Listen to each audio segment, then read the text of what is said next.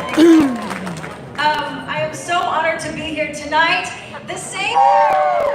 We want to hear you cheer, we want to hear you celebrate. Tonight is a celebration of Arab American culture and heritage. I just want to take a second before we start to recognize that we were supposed to be in a different venue just a few days ago.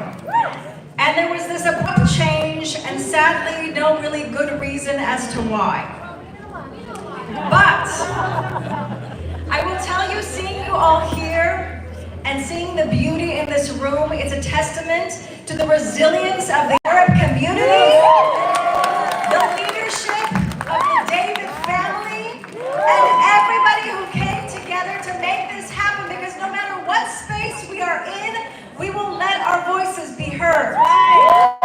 So thank you, everyone.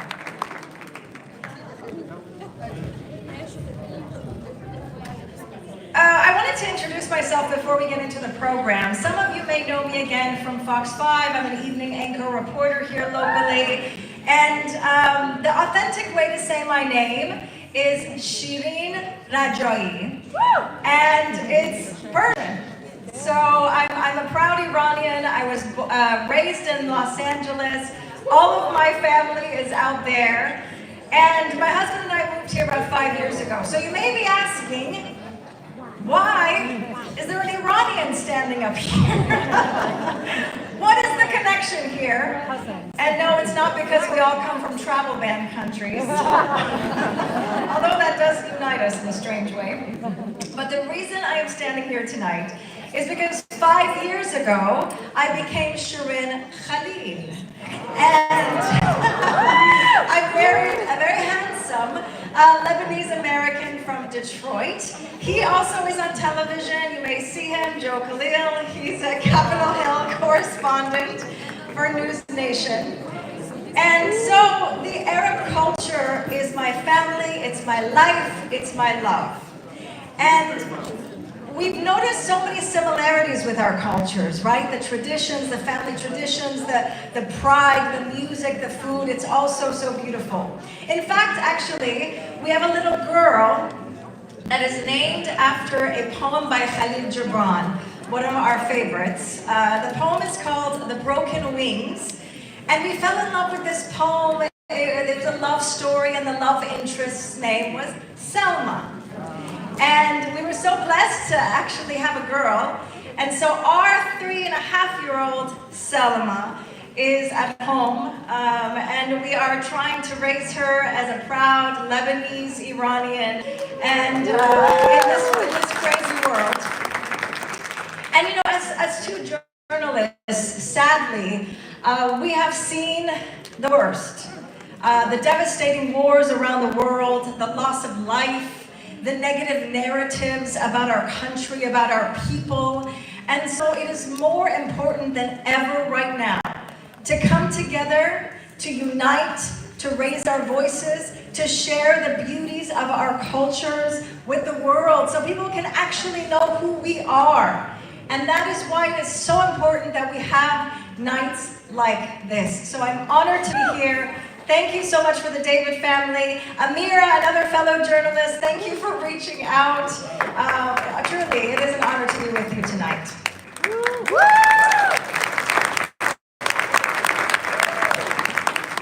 You know, during the month of April, the Arab American Foundation formally recognizes the achievements of Arab Americans through the celebration of National Arab American Heritage Month.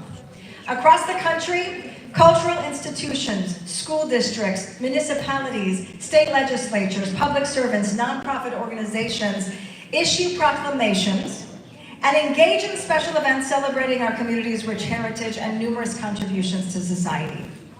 Arab America and Arab America Foundation launched this incredible initiative in 2017, and with just a handful of states actually recognizing the month. But then we got a huge development. The President of the United States at the time recognized the month of April as National Arab American Heritage Month with a special commemorative letter to the Arab America Foundation in 2021. And this year, close to 30 state governors have issued proclamations recognizing this initiative And in fact, today, 5 states have passed legislation designating the month of April as National Arab American Heritage Month. The states are Illinois, Oregon, Virginia, the Indiana Senate, and California. So we still have work to do, but truly, truly amazing progress. Tonight, we honor the legendary Kulthum, marking 50 years since her passing in 1975. Known as the Nightingale of the Arab world, her iconic voice inspires generations. We have put together a lineup of performances that represent the Arab American heritage, identity, culture, including from New York, Arab American comedian of Libyan heritage, Tawlet El Sifra is here tonight. If you're ready to laugh a little bit. Of course, a stand-up comedian, writer, known for his sharp political and cultural commentary.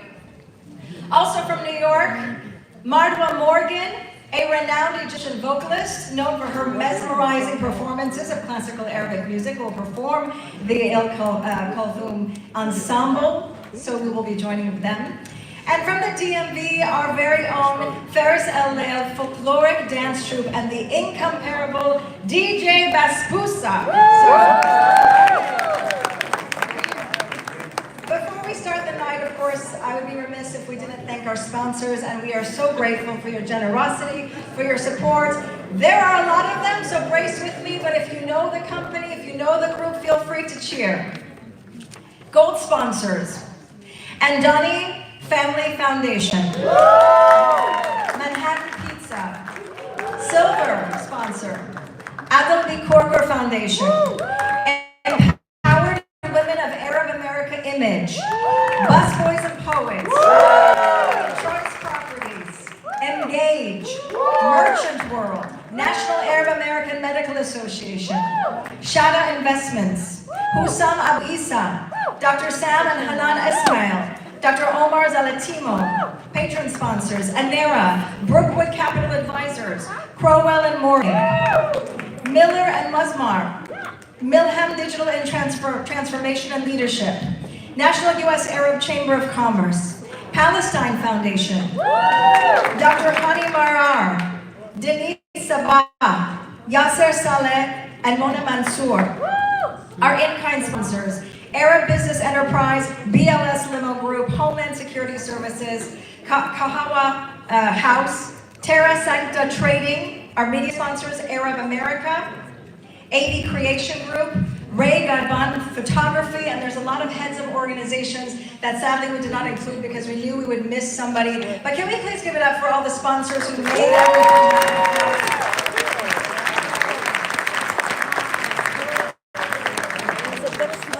Before I get into some of our special guests tonight, who's here from out of state? Can you raise your hand? Can you yell out some of the states you're from?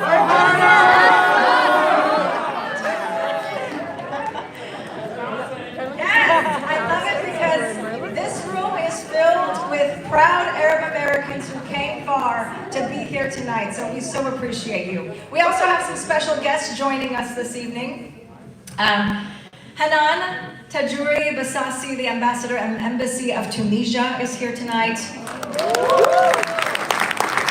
Anis Hajri, deputy chief of mission, embassy of Tunisia, is here tonight. Khaled Hamadeh, first secretary, embassy of Lebanon. Ahmad Abu Musa, deputy chief of mission, embassy of Egypt, is here tonight.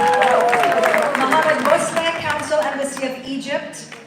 Nermeen Sabri, cultural attaché and director of Egyptian Cultural and Education Bureau.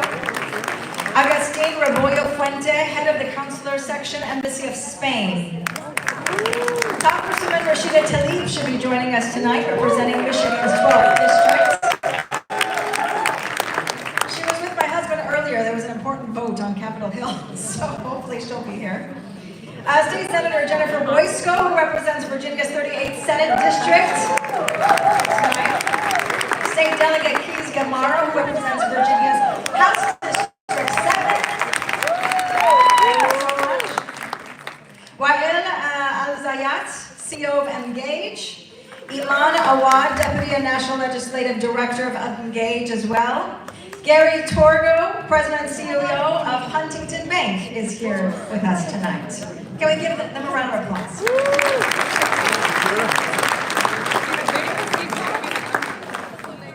Is she coming? It is now my pleasure to introduce you to the President of the Arab America and co-founder of the Arab America Foundation, Warren David, someone we know dearly. Warren David is a communications professional promoting Arab American heritage, unity, and empowerment. Warren leads national initiatives including National Arab American Heritage Month and the Connect Arab America. Please help me welcome Mr. Warren David.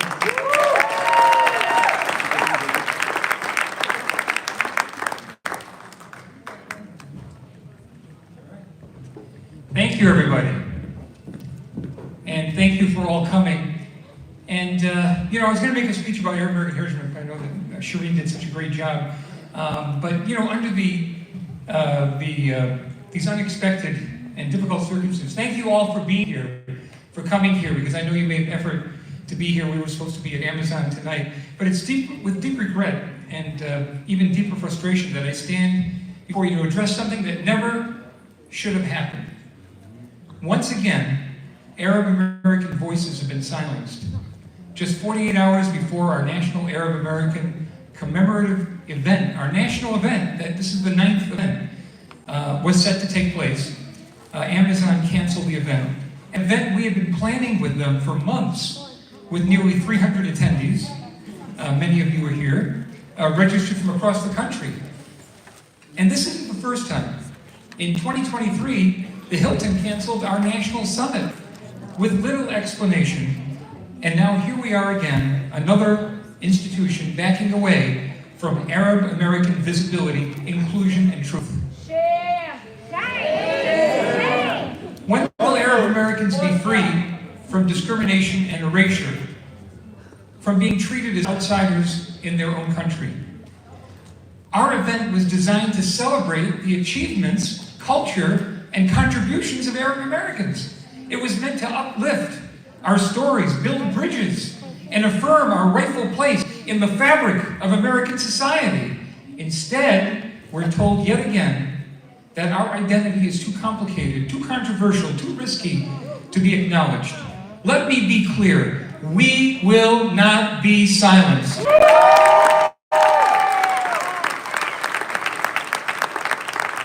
We must continue to amplify our voices, to tell our stories, demand the respect and recognition that we deserve. We're proud of who we are.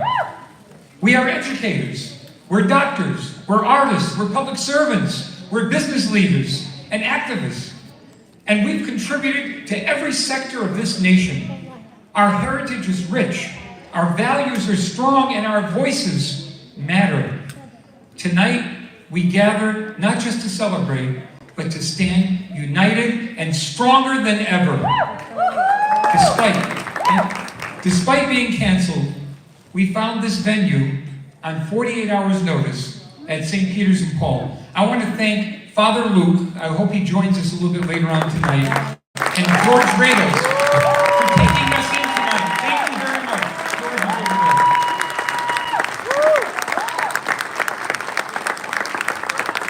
Despite the attempt to silence us, we showed up tonight, and we will keep showing up. Let this moment serve as a reminder, our resilience is greater than their rejection, and our unity is stronger than their silence. Thank you. I'm next again.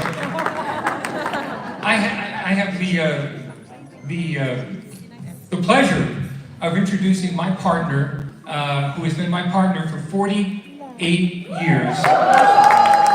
Yeah. And I'm the ambassador of the Arab League, God bless his soul, Clovis Maksoud. One time he came over to both of us, he said, Warren, you're the American Arab, and she's the Arab American. He said, you guys work so well together, you know? But anyway, we met in college, and it's been a great party, a great ride ever since. She does great work, she's an educator. We lived in Detroit, actually, for over 31 years. And we have Gary here. Gary, are you here still? Or he's Gary Torgo? I'm not sure. Oh, did he leave? Oh, he was, oh, there he is, right there. Hi, Gary. I just wanted to mention that we're proud to be from Michigan. And I'm also proud that Gary is our friend as well. But we lived in Michigan for like over 31 years. And Amal was in the Detroit public school system. She was a bilingual education supervisor. Rashida Tlaib was her student, as many of you know. And she does an incredible job with the outreach and the grassroots of this organization. So it's my pleasure to introduce my wonderful partner. Please welcome Dr. Amal David.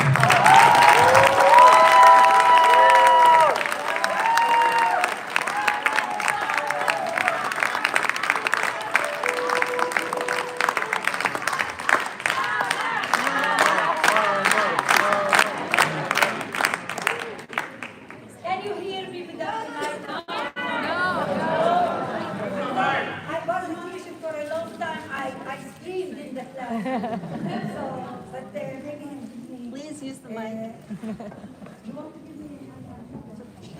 I like to be free. أهلا وسهلا فيكم، مساء الخير. شرفتونا. والله عملتوا تضحيات كتير حتى تكونوا موجودين معنا.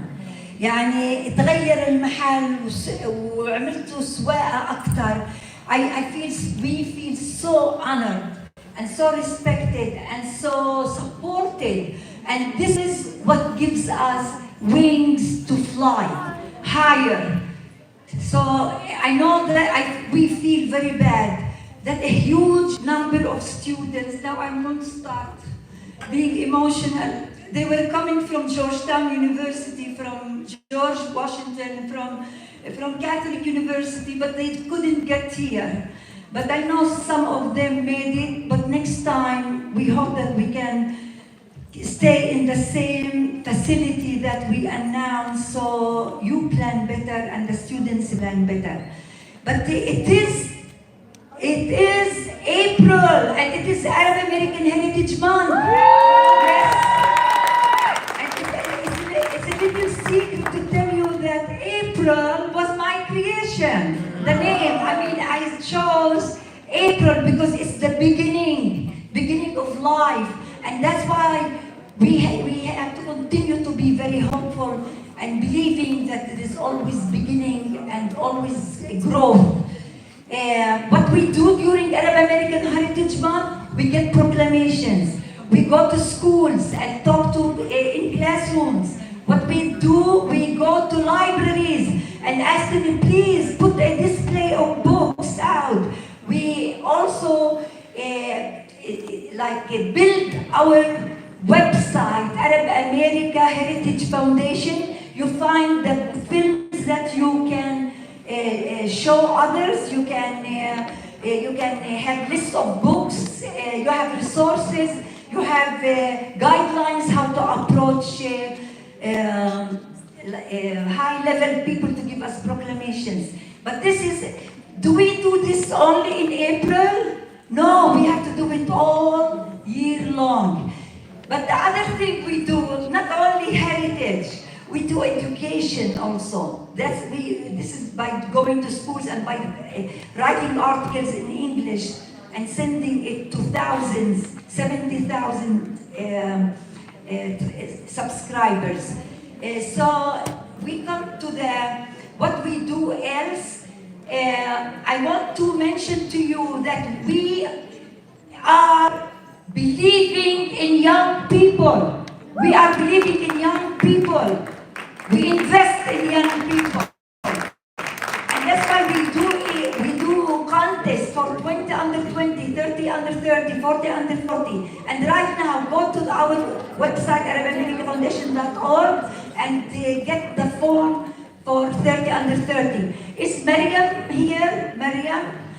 Look at the back there. Mariam,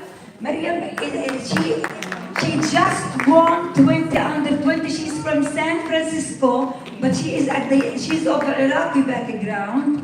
Thank you, Mariam, for making it here and helping us also behind the table. Thank you, and also Hamza. Hamza. He was, Hamza is in the back. He is from Al Maghrib and also from Lebanon. So, and he won when the under 20. We have a lady who left 140 under 40. Her name Khulud. I don't know if Khulud is here. But we have winners amongst you. I am finishing. Please be patient with me. Because I know you want to hear the music. And also Dr. Kurkur. But this is Dr. Khulud in her outfit. She's from Sudan. She's Dr. PhD. And she won 40 under 40. How about Noura? Noura from New York. She is 40 under 40.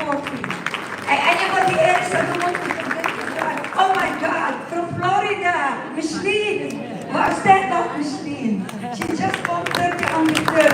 40, 30 under 30. No, 40 under 40. Okay, all right. But you're doing a great job. Thank you so much. I want to, oh my God. Stand up. Nibel, she is a great artist. She's a great singer. She does a lot of work during April. She sings all over the country. In fact, she's going to sing at the Kennedy Center on the 25th. And it's free of charge. If you want to get free tickets, please write to info@arabamerica.com. And we have another celebration at MLK on Saturday. It's in the program book, and there are events all over the country. There are two things I want to mention. I want all team leaders to stand up, please. I know Rabah has done so much work.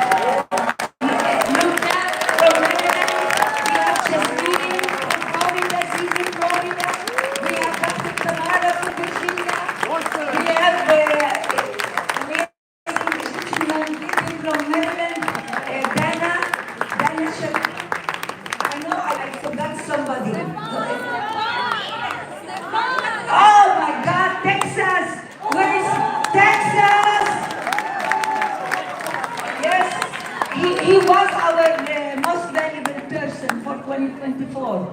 I know we have other... Hanan. I didn't see you. Dr. Hanan Al-Qattan. Where's your hand? Thank you so much. I know that we have representatives also from California. Lily? We have Lily from California. Thank you.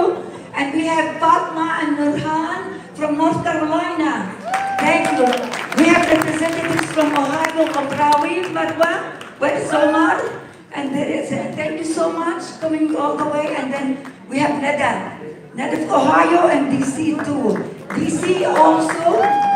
Okay, I know, I want the last thing I want to recognize the volunteers. The volunteers, I don't know, if I say your name, I might forget somebody. Will you stand up if you helped at all with Arab American Heritage Month? Please stand up. Please stand up. Please stand up. The volunteers there that serve you food. Everybody, please stand up. Thank you so much. Thank you. And I know some of you have been with us. And you know, there is something I lied. The last recognition for Virginia team that brought most proclamations. Fred, where is Fred Shweri? Where is Ed? Shadia? And where is Rula Khoury? And Rabah is here. She got a lot of proclamations. And there is Reem. Where is Reem? All right, Reem is there. Thank you all. Stand tall and celebrate with us. You have 22 more days to do something. Please contact us and ask us what can you do for Arab American Foundation. And Amal Jarada, she worked with us so much. And thank you, Amal. She was driving all day, getting us stuff.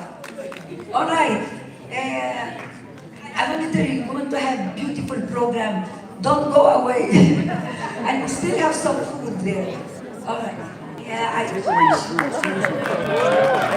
All right, thank you. How come you get a handheld and I don't? Okay. All right. Is Ghassan Roberts here? Ghassan, just stand for a second. This is our, you read E-News. E-News goes out to 70,000 every week, E-News, and you might read his articles. He writes these incredible articles about Palestine, about Lebanon, and Ghassan was with the World Council of Churches, and he's a gift to Arab America. Thank you, Ghassan, for all that you're doing. Ghassan Roberts.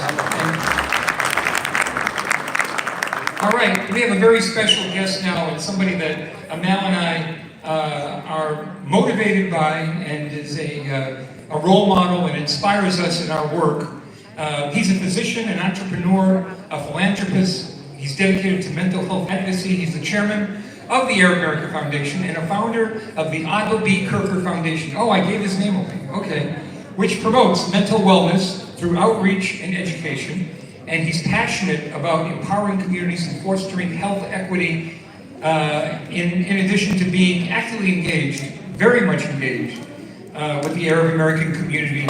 Please welcome the chairman of the Arab American Foundation, Dr. Adel Kirker.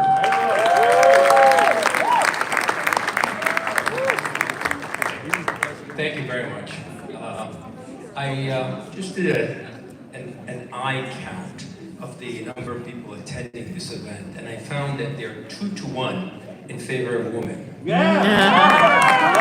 Well, it reminded me of a quote that I really admire a great deal. If you want to inspire the world, you ask a woman. No. I'm sorry, I do it.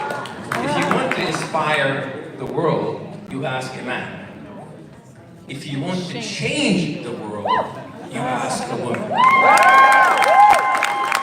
Especially Palestinian.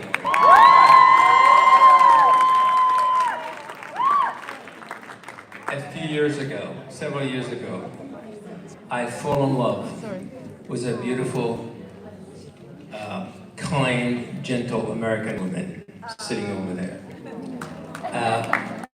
Well, when I fell in love with her, I wanted to introduce her to my family. And I talked to my brother-in-law, and I said, I want you to meet Kathy. She's a lovely person, she's a beautiful soul. And he said, Adel, the one thing I want you to do is not to introduce her to Arabic food, not to introduce her to your family, because she'll never leave you. The reality is, in our culture, when someone comes into our life, we don't just offer them one thing on our menu. We offer them multiple things on our menu. When we greet someone, we don't just kiss them once or twice, but 3 times. When they invite to our house, we don't ask them how long you're going to stay. And we often put them in the most beautiful room in the house, and we take the back seat. This is who we are. This is our culture. It's about being gracious, giving, and welcoming.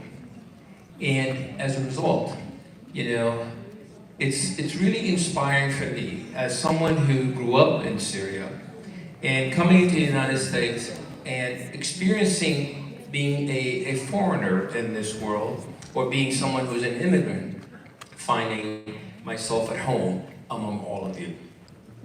I want to thank Swarren and Amal for the work that they're doing to continue to bring upon the beauty of our culture. I thank you so much for being here, and I thank all of you who have chosen to support our foundation, because without you, we won't be able to do this. So I thank you so much. I thank you for the love you give us, and I thank you for being who you are and for the beauty that we bring to America.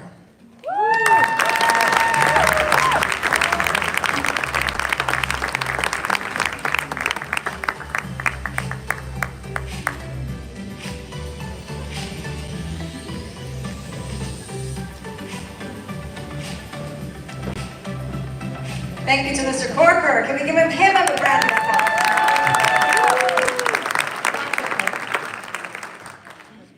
Okay, we have a few more special guests we would like to bring to the stage. I'm not sure if one of them is here, so let's wait on that one. This next one is an Iraqi-American entrepreneur, an artist, a social activist. He founded Busboys and Poets, a community-focused restaurant and cultural hub that promotes social justice, arts, and activism. A former Washington, D.C. mayoral candidate. He advocates for racial and economic equity. He's also involved in various philanthropic efforts supporting progressive causes, education, immigrant rights, while fostering dialogue through art and literature. I had the honor of interviewing him a couple of times. He is always so gracious and available. Please help me welcome Mr. Andy Shalom.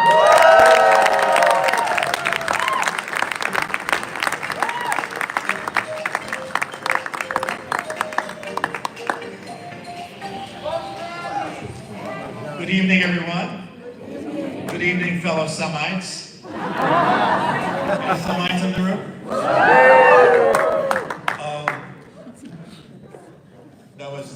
That was beautiful. Thank you so much. I'm used to hugging Iranians. My wife is Iranian, so it's great. Thank you. You know, one of the reasons why I think they moved us out of Amazon is because they're so scared of us having joy. And joy is such an important part of just being an activist. To be able, I was watching the women and others dancing in the center there, and I thought, this is the scariest thing for them. It really is. And it's quite remarkable to see it so beautifully displayed here. I say, I want to echo the shame on Amazon thing. I want to echo the fact that Amazon, you know, and instead of looking up our names, they should have looked up how much money we spent, you know, because I'm sure many of us use Amazon for many different things. But it's a loss really for them, not for us. And I realize in this really difficult moment that we're all experiencing, the fragility of these people, you know? They're so fragile. You know, these Europeans, these European descendants are so damn fragile. They're just losing their minds. But yet, they have the nerve to call us anti-Semitic for speaking up against a genocide. But yet, they're the ones that invented anti-Semitism. They're the ones also that brought us Nazism, that brought us fascism, Zionism, of course. They brought us apartheid. They even brought us the bubonic plague. All right? They also gave us people like Hitler, and they gave us people like Mussolini, and they gave us people like King Leopold. Not very nice people. They gave us Netanyahu, that Polish guy. They gave us Cecil Rhodes. They gave us all these people. And yet, they continue. Anybody else you want to mention? And that guy, the Orange Plague. Today I was at the library. I don't know how many of you were at the Library of Congress, and I was looking around this beautiful, gorgeous building. You know, it was really, really beautiful, and they had this beautiful display of Arab books and Arab writing and so on. And the woman there was explaining to me, you know, all the writings and the beginning of libraries. It turns out the beginning of libraries happened in Mesopotamia, our part of the world. And yet, while we were our part of the world, we were making incredible things, incredible advances in math and sciences. We were measuring the heavens. We were doing incredible things. We were making laws. We were writing books. What were they doing? They were burning witches. Like seriously, this is the history that we're talking about. This is the history that they're trying to rewrite. This is the history that scares the hell out of them. During this very, very difficult and troubling time, we have a real opportunity in front of us, a real serious opportunity to make this union more perfect. We, as Americans, have to work harder to ensure that the values this country is supposed to stand for are actually upheld. Nicole Hannah-Jones wrote in the 1619 Project, I don't know if any of you had a chance to look at it, read it, she talked about how black people in this country made the biggest contribution to upholding democracy. They're the ones that fought for democracy. Why? Because they were the most oppressed. This is our chance right now to really fight for these important things that makes this country what we hope it will be. They fought, black people fought, to bring about the Civil Rights Act, the Voting Rights Act, and those opportunities allowed us the freedoms that we have, and we are losing right now today. We, immigrants and people who came afterwards, now benefit from these things, but now we have to carry the baton, and we have to move it forward. This is the time where we are called in history. We are really called in history to fight against the injustices that are happening, not only to Arabs and Muslims, but also to immigrants and people of color all over the world. We really have to uphold these things because this is our time, this is our duty. We have to uphold the idea that the ICC and the ICJ is actually a legitimate body. We have to make sure that that's upheld, not because of one particular incident or something, but it's going to make a difference throughout history if we don't do that. We have to fight against the draconian measures that equate anti-Semitism with anything that sounds like anti-genocide, anything that Israel is doing that's horrific to the Palestinians or the ethnic cleansing that's taking place. We know this is ridiculous. But they hope by keeping pushing and pushing and pushing that we'll just kind of fade away, walk away. I want you to know that we have the numbers on our side. We are the new moral majority. We are the people that are holding truth. We are the people that are on the right side of history. I assure you, history will not be kind to them. This is our moment. They are a dying breed of truth contortionists. That's what they do. They try to contort the truth. They are gasping for those last moments of white supremacy. And we have to keep pushing because things get darker before they get light. So please, don't give up. This is not the time. I'm looking around the room and seeing the most amazing activists. I look at Hazami and I think, oh my God, this woman is an angel. She is relentless. Every single day they come after her and they fight and they push at her and they bring lawsuits on it, but she is there every single day. I look around the corner and see people like Medea Benjamin, who is out there harassing and standing in front of these members of Congress who just cannot stand when they see her because she calls them out as liars. How many of you had a chance to be at the demonstration this last weekend? It was a great demonstration. So many people came out, so many, all kinds, young, old, black, white, brown, you name it. There were babies, there were dogs, it was everything. It was just the most beautiful gathering of humanity, speaking truth to power, despite the fears, despite all the things that they're throwing at us. People are taken to the street. People are taken to the street to make a big difference. But what needs to happen is we need to take that street power and bring it into the halls of Congress. We need to take that street power and make a difference that's really going to make a difference for our children, our grandchildren. We have to make sure that we have not only demonstrate and scream and yell, which is really important because there's a couple of things why we do that. One thing is, and somebody asked me, they said, why do you demonstrate? It's because I don't want to be like them. I want to be around my people. I want to be around people who care about humanity. I want to be around people who see other human beings like their brothers and sisters, and the impact of one child is going to impact every child. I want to be around those people. Those are the people that are my family. Those are the people that I care about. So we have to continue to do this, despite all the horrors that are happening. I'm not saying that you should throw yourself in front of every locomotive that comes by. I'm not saying that you have to be the sacrificial lamb. But those that have privilege should be able to stand at the front of the line. Those that are able to stand up for the horrors that are taking place should be able to stand up and protect the others that cannot protect themselves. Those are the people that need, and I know there's some of them in this room. We need to work not only in the street, but we need to bring it into the campaigns. We need to make donations. We need to donate money. Money, unfortunately, is the milk of democracy, unfortunately, in this country, so far as we know it. And we need to continue to be able to support our candidates, people like Rashida Tlaib, people like Ilhan Omar, people like that, Dalia Ramirez, people like that need to be supported. It's not okay to just say hello to them and shake their hand and thank them for what they're doing, because they're putting their lives on the line, literally. They're putting every single minute of their life. They get threats, they get threats constantly, their families, their bodies, their homes. So they continue to stand up. We have to support NGOs. We have to be able to double down and really not give up, because that's exactly what they want us to do. I know my wife and I were talking about it and said, let's move out of here. And I said, no, hell no, I am staying. Because they want us to move out. They want to get rid of us. We're watching it as we speak. Our kids are depending on us. Our grandkids are depending on us. I am depending on you.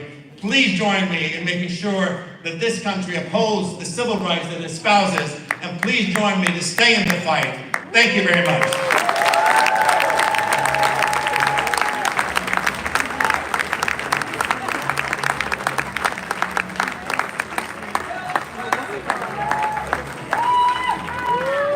Andy Shalal, we are so lucky to have voices like Andy Shalal in our community. A few groups I wanted to recognize if they're here tonight. The National Arab American Women Association. Any representatives there?